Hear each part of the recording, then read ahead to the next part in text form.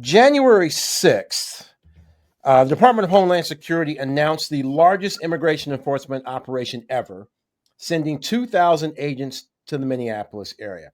Now, we all hear about the illegal immigrants that are at the southern border. Like for years, we've heard that. So we could do another whole show about why they are in Minneapolis, of all places.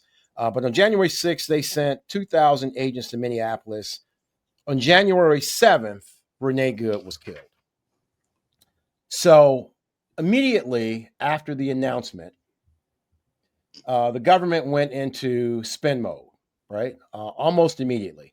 And this was Kristi Noem, who was Homeland Security Secretary, who said, first we find out that an American citizen has been shot.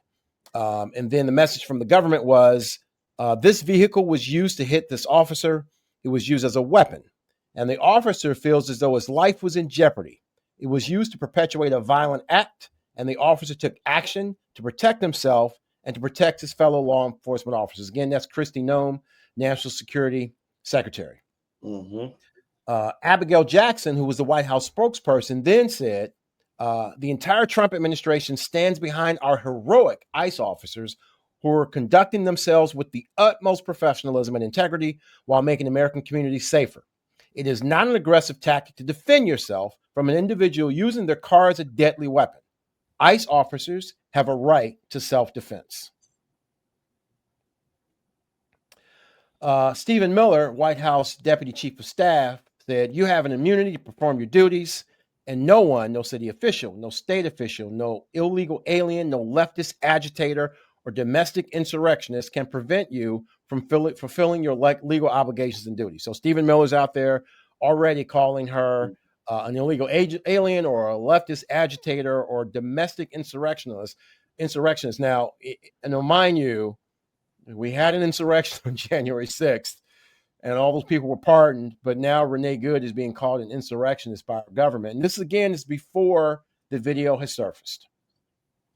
Then J.D. Vance, our vice president, said that the guy who shot Renee Good was protected by absolute immunity, which means no harm, no foul, can't do anything to him. He was doing his job. And you'll hear this. I'm not sure if it's going to show up on the video, but you will hear the officer, Jonathan Ross, who shot Renee Good, on his cell phone. He was recording this with his cell phone after he shot her, and she lost control of the car and hit the snowbank while she was dying and bleeding out. You can hear the officer call her a fucking bitch.